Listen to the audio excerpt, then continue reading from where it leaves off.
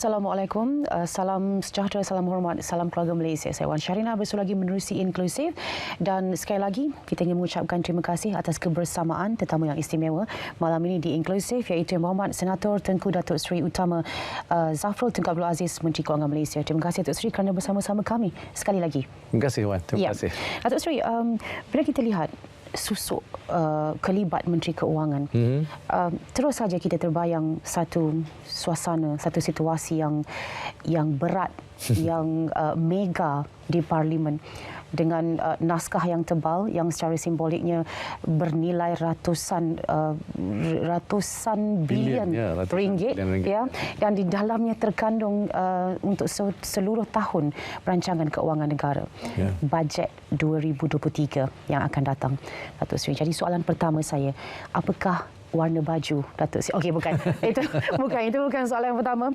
Sebelum kita belum tahu lagi ya. Okey.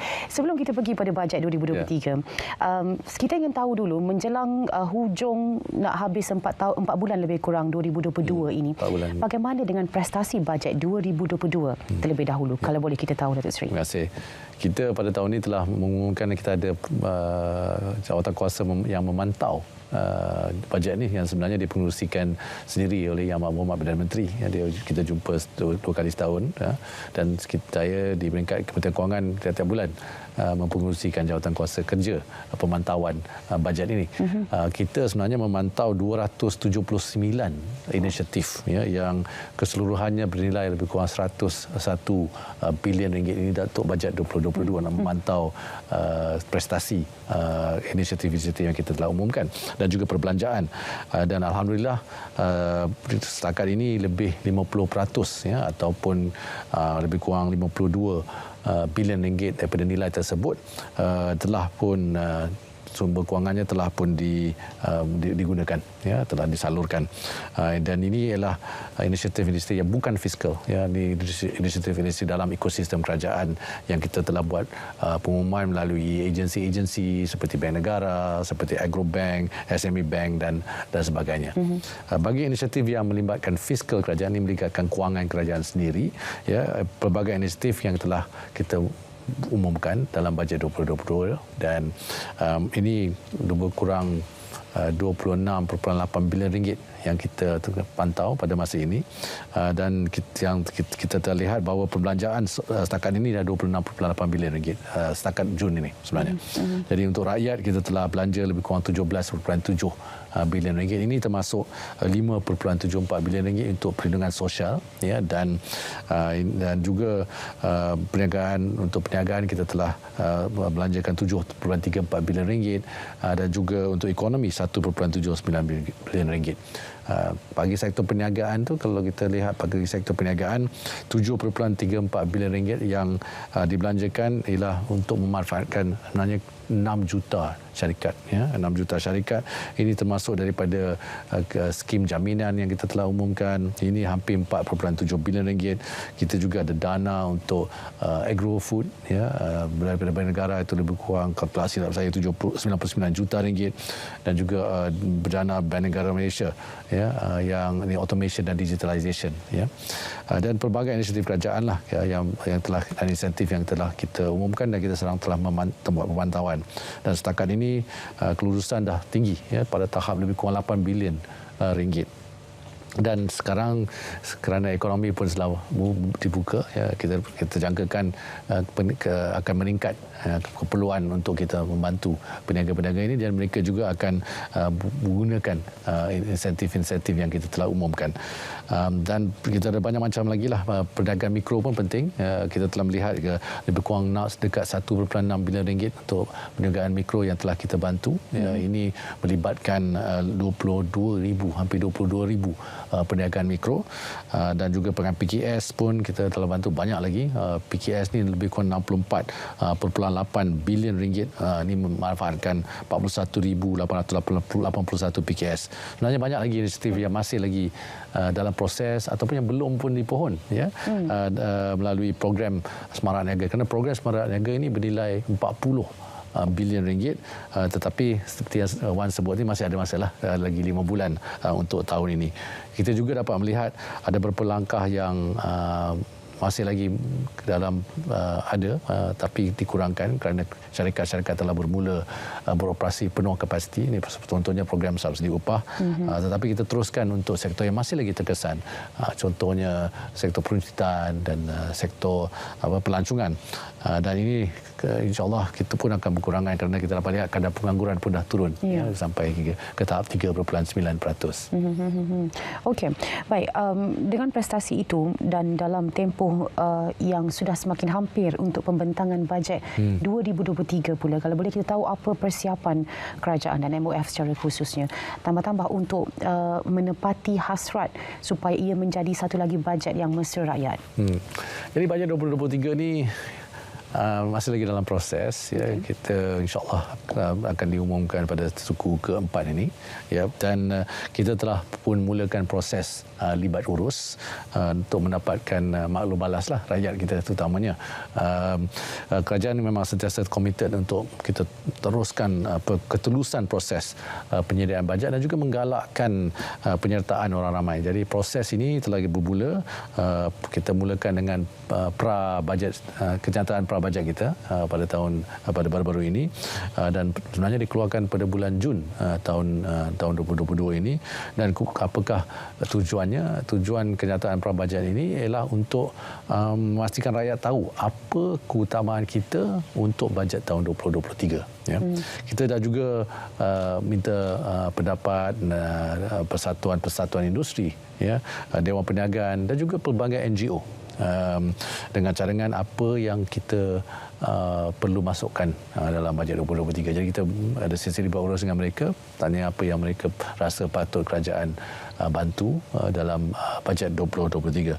Seperti tahun lepas, Kementerian Kewangan juga telah menyediakan kertas konsultasi awam ataupun KKA lah, yang mengenai beberapa langkah cukai, ya, dan akan berkongsi lagi KKA ini untuk maklum balas orang ramai, bagi kita mengubal dasar polisi, ya, untuk bajet 2023. Seterusnya Kementerian Kewangan juga akan turun padang, ya. Kita dah tahun ketiga kita turun padang untuk dapat maklum balas secara terus daripada rakyat dan peniaga-peniaga kita. Kita ini setakat ni bukan kita tak nak meeting dekat Kementerian Kewangannya, kita berjumpa di setiap negeri. Kita akan jelajah ke seluruh Malaysia dan mendengar sendiri. Saya dan juga rakan-rakan saya di Kementerian Kewangan, terutamanya Timbalan Menteri Kewangan 1 dan Timbalan Menteri Kewangan 2 juga akan turun mendengar isu-isu rakyat dan isu-isu peniaga-peniaga, terutamanya dalam cabaran yang dihadapi pada masa kini. Kerajaan juga akan menjadikan satu portal, ya, untuk membolehkan ahli-ahli keluarga Malaysia ni memberi cadangan dan idea. Dan bajet 2023 ni memang fokusnya memang nak meneruskan momentum pemulihan ekonomi kita dan memberi penekanan kepada pembaharuan struktur dan juga pengukuhan daya tahan ekonomi. Dan seperti Wan sebut tadi, bajet ni bukunya tebal.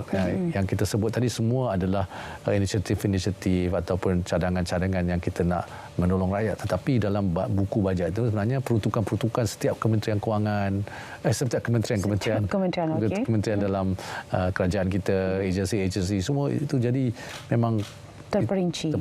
Ya. Kadang-kadang kita lupa yang bajet ni maksudnya ialah apakah keperluan kewangan untuk kerajaan, dan juga keperluan perbelanjaan pembangunan, perbelanjaan mengurus kerajaan juga. Baik, selepas pembentangan bajet 2022 dulu, kita berdepan dengan perkara-perkara yang kita tidak jangka sebelumnya, seperti contohnya banjir dan kemudian krisis makanan, sekuriti makanan. Dan Datuk Seri juga menyebut bahawa kita juga akan turut bergantung kepada keadaan ataupun isu-isu global, dan ia mungkin akan juga mempengaruhi ekonomi kita. Jadi untuk bajet 2023, kalau boleh Datuk Seri jelaskan fokus yang kerajaan letakkan. Ya. Fokus bajet 2023, ya. Jadi kalau saya sebut tadi, kita nak fokus kepada pemulihan, ya, atau recovery, terutamanya pasca COVID-19, ya. Dan tumpuan bajet 2022 juga kepada pembaharuan struktur ataupun structural reform, dan juga memperkukuhkan daya tahan negara ataupun resilience. So, kalau dalam bahasa Inggerisnya 3R lah, ya, recovery, reform dan juga resilience. Kerajaan akan terus memastikan, ya, bajet kita ni, bajet 2023 ni menyokong menyokong momentum yang pertumbuhan yang kita dapat lihat sekarang, suku pertama, suku kedua dan insya-Allah sampai ke suku ketiga dan suku keempat, untuk terus menjana peluang pekerjaan contohnya kepada rakyat kita, dan juga akan memberi penekanan kepada agenda pembangunan negara supaya lebih inklusif ya, dan juga lebih mampan lah, ya, lebih sustainable juga. Antara bidang pembaruan yang ditekankan adalah berkaitan dengan memperkukuhkan sistem perlindungan sosial, our social safety net. Itu penting. Ekoran daripada pengalaman kita semasa COVID-19 ya, mana mereka memang betul-betul expose lah, terutamanya golongan rentan dan golongan pekerja informal. Ya. Selain itu, pembaruan dasar ekonomi juga perlu menyentuh kepada penggalakan pertumbuhan lestari. Itu pun penting. Kita akan buat juga pembaruan fiskal, antara lain untuk memperkukuhkan ya, dalam jangka masa sederhana ke jangka masa panjang, memperkukuhkan daya tahan negara untuk mengharap yang bersedia. Kita perlu bersedia untuk menghadapi sebarang krisis yang mungkin kita akan lalui sekali lagi pada masa hadapan. Kita tak tahu, jadi kita kena bersedia. Okay. Orang mengatakan mungkin inflasi yang kita sedang depani sekarang ini akan berlanjutan agak panjang dan tahun depan merupakan tahun yang lebih mencabar dengan ekonomi dunia dijangka mengalami pertumbuhan yang perlahan. Jadi Datuk Seri mengatakan bajet 2023 ini dirangka supaya ia resilient. Kita nak tahu bagaimana caranya sebenarnya untuk kerajaan mampu memastikan ekonomi Malaysia ini kukuh dan berdaya tahan. Ya. Cabaran global memang susah kita nak predict ya. Mungkin mana siapa sangka ada peperang atau ada konflik di Rusia dan Ukraine, siapa sangka negara China begitu konservatif dari segi polisi melawan COVID-19. Jadi susulan cabaran atau ketidaktentuan geopolitik, dan juga kita dapat lihat cabaran perubahan iklim pun yang agak serius sekarang ya, dapat kita lihat banjir dan sebagainya. Jadi kita perlu membina daya tahan negara ya sebaik mungkin. Kalau kita lihat daripada momentum pemulihan ekonomi kita pada tahun ini, usaha pembaruan dan perstrukturan semula ni penting, mesti diutamakan. Jadi kita nak pastikan pertumbuhan kita ni sustainable ya, mampan, serta meningkatkan juga daya saing perniagaan kita, sektor-sektor, terutama sektor-sektor yang besar di negara kita. Kita akan membina atas momentum pemulihan ini, perkembangan KDIK kita pada 5% pada suku pertama, dan sebenarnya suku keempat tahun lepas pun 3.6%. InsyaAllah kita akan teruskan fokus kita untuk ekonomi kita terus mengembang. Tetapi memang betul cabaran tahun depan kita tak tahu, 6 bulan lagi ya, tahun 2023. Tapi apa yang penting ialah kita bersedia untuk bekerja keras bersama-sama, whole of society atau whole of nation approach untuk kita kembali pulih ekonomi kita sebelum. Datuk Seri menyebut juga tentang bajet 2023 ini yang akan menumpukan kepada pengurusan subsidi yang lebih mampan dalam usaha sebagai sebahagian daripada usaha pembaruan ekonomi. Jadi adakah itu mengisyaratkan bahawa kerajaan akan terus dengan subsidi yang ada sekarang menerusi bajet 2023 dan masa seterusnya? Ya, berkenaan subsidi kita masih lagi awal untuk membuat keputusan. Kita belum bawa kepada Jemaah Menteri sama ada subsidi bersasar ini akan diperkenalkan pada tahun 2023 dalam bajet 2023. Tapi apa yang saya rasa penting ialah kita perlu memahami bahawa subsidi tidak bersasar ini dalam jangka masa panjang tidak akan membawa faedah kepada pertumbuhan ekonomi kita juga. Ya. Tetapi masanya kenalah sesuai.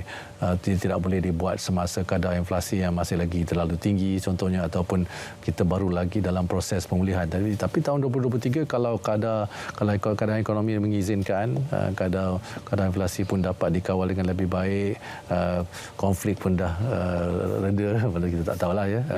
Kalau kadar pertumbuhan ekonomi kita masih lagi kukuh, kita perlu berfikirkan about structural reform yang saya cakap tadi, pembaruan struktur. Salah satu pembaruan struktur itu ialah untuk membuat polisi-polisi yang menolong golongan-golongan yang memerlukan, yang tidak boleh terlalu cannot be too blanket lah.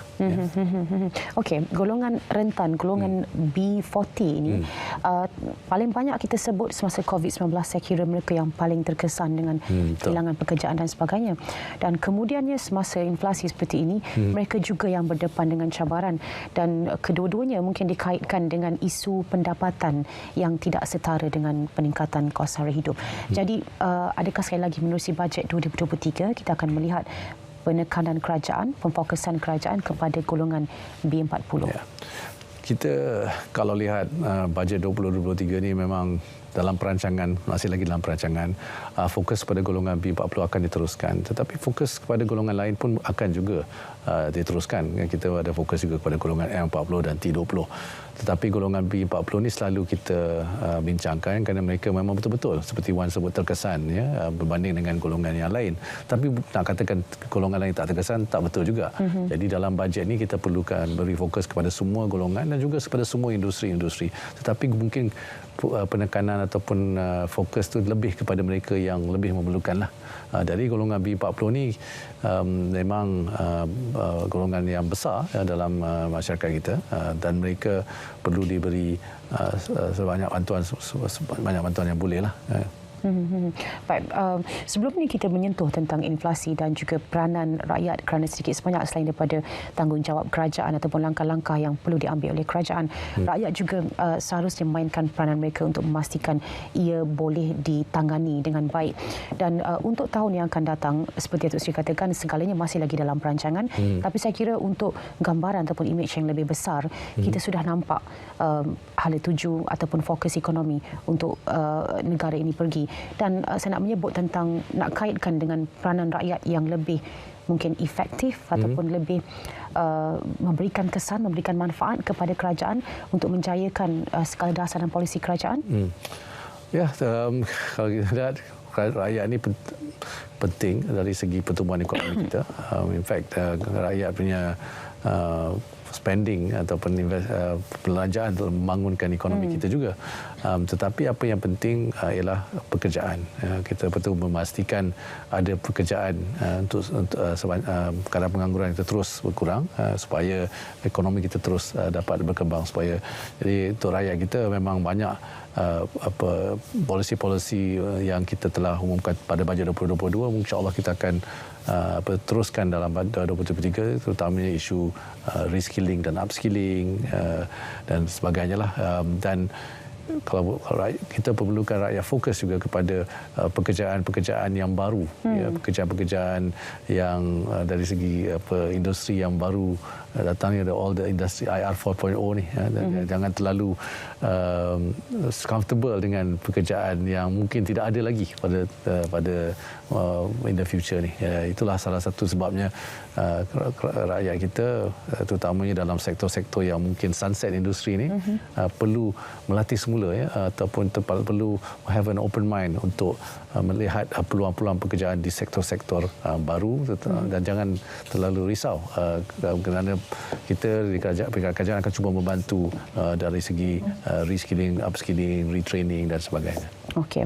Baik, sebelum kita berakhir, mungkin ini juga penting, menarik untuk disebutkan, dibangkitkan berkenaan dengan sokongan kepada bajet 2023 nanti, khususnya daripada ahli-ahli parlimen, rakan-rakan ahli parlimen, Datuk Seri, kerana kita pernah juga menyaksikan ada waktunya isu kelulusan bajet ini menjadi agak kontroversi, contohnya. Dan kali ini mungkin harapan Datuk Seri untuk ini. Ya, kita akan terus membuat engagement dengan semua parti-parti politik dalam parlimen kita. Ya, saya sebenarnya hari ini pun telah bermula berbincang dengan semua pihak-pihak berkepentingan, dan kita akan teruskanlah tahun ini juga seperti tahun lepas. Seperti tahun-tahun terdahulu. Okey, baik. Terima kasih Datuk Seri kerana bersama-sama kami menerusi inklusif. Yang Berhormat Senator Tengku Datuk Seri Utama Safrul Tunku Abdul Aziz, Menteri Keuangan Malaysia, bersama-sama kita di inklusif. Jumpa lagi pada lain masa. InsyaAllah. Terima kasih kerana menonton siaran ini.